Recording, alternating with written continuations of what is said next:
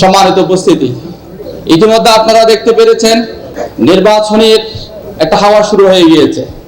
আমরা আমাদের জায়গা থেকে, ইসলামী ছাত্র শিবিরের জায়গা থেকে, ইসলামী ছাত্র শিবির আমাদেরকে সকল কাজের মূল কাজ হিসেবে আমরা নির্বাচনকে নিয়েছি।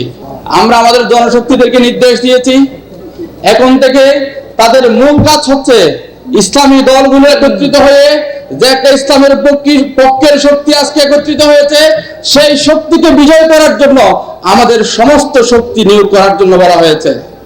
আমরা মনে করি সেই ইসলামী শক্তি বিজয় হওয়ার মধ্যে দিয়ে ইসলামী ছাত্র শিবির বিজয় হবে। আমরা মনে করি সেই ইসলামী শক্তিগত দাড়িপাল্লা বিজয় হওয়ার মধ্য দিয়ে মুসলিমরা বিজয় হবে। আমরা মনে করি সেই ইসলামী শক্তিগত দাড়িপাল্লা বিজয় হওয়ার মধ্য দিয়ে যে আমাদের জুলাই আন্দোলনে আমাদের যে সবাইকে শহীদ করা হয়েছে, এতদিন পর্যন্ত যে জুলুম নির্যাতনের শিকার করতে হয়েছে, সেই মুসলিমদের বিজয় হবে। আমরা বলতে চাই, আজকে যে রাজনৈতিক দলগুলো আজকে আমাদেরকে 5% ভোট আছে আমাদেরকে বলে, তারা বড় দলের পরিচয় আজকে দিয়ে ঘুরে বেড়াচ্ছে। আমরা আমাদের জায়গা থেকে বলতে চাই, বড় দলের পরিচয় দিয়ে কোন দলে 200 মানুষ খুন করা যায়, বড় দলের পরিচয় দিয়ে নিজের ভিতরে গ্রুপিং তৈরি করা যায়, কিন্তু বড় পরিচয় দিয়ে নির্বাচনের মাঠে বিজয় হওয়া যায় না। এটা বাংলাদেশের মানুষ এখন সচেতন হয়েছে, বাংলাদেশের মানুষ এখন বুঝতে শিখেছে, বাংলাদেশের মানুষ এখন জানবার সুযোগ হয়েছে। আমরা মনে করি আগামী দিনের যে নির্বাচন হবে, সেই নির্বাচনে কোনো টেন্ডারবাজ, কোনো সাদাবাজ, কোনো দুর্নীতিবাজকে ক্ষমতায় আসতে দেওয়া হবে না। আমরা আগামী দিনের যে নির্বাচন হবে, সেই নির্বাচনে ভারতের দালাল তথা আওয়ামী লীগকে যারা পুনর্বাসন করতে চায়, সেই সব রাজনৈতিক দলকে আমরা ক্ষমতায় আসতে দিব না। আমরা বলতে চাই, বিগত 16 বছর আমাদের যে ভোট দেওয়ার অধিকার, সেই ভোট দেওয়ার অধিকার থেকে তারা আমাদেরকে বঞ্চিত করেছে আওয়ামী লীগ। আজকে একটি রাজনৈতিক দল সেই সুরাবার কথা বলা শুরু করেছে।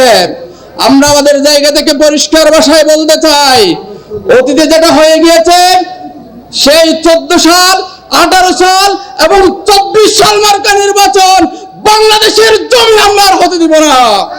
আমরা বলতে চাই, আমাদের জায়গা থেকে আমরা স্পষ্ট ভাষায় বলতে চাই, আজকে যারা সেই নির্বাচনের একটা নকশা তৈরি করছেন, আমরা আমাদের জায়গা থেকে আমরা শান্তিপূর্ণ নির্বাচন চাই।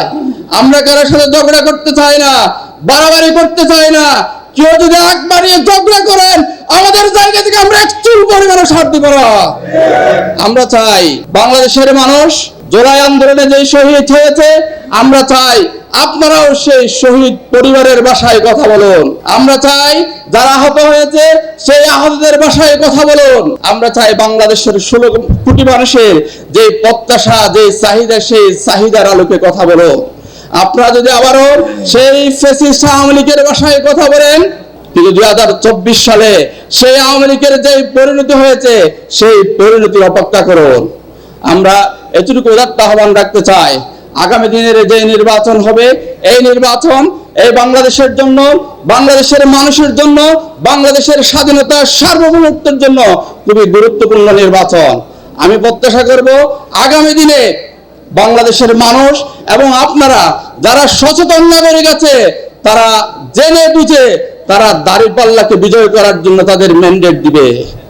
আমি সেই প্রত্যাশা রেখে আগামী দিনে শুধু ভোট দেওয়ার মধ্যে দিয়ে আমাদের কাজ শেষ না, ভোট দেওয়ার পরে রেজাল্ট ঘোষণা করা পর্যন্ত প্রত্যেকটা সেন্টারে আমাদেরকে উপস্থিত থাকতে হবে। আমাদের যারা প্রার্থী আছে, সেই প্রার্থীকে বিজয়ী করে আমরা ঘরে ফিরবো ইনশাআল্লাহ। আমি সেই প্রত্যাশা রেখে আপনাদেরকে ধন্যবাদ জানিয়ে আমার কথা এখানে শেষ করছি। আল্লাহ হাফেজ, আসসালামু আলাইকুম রহমতুল্লাহ।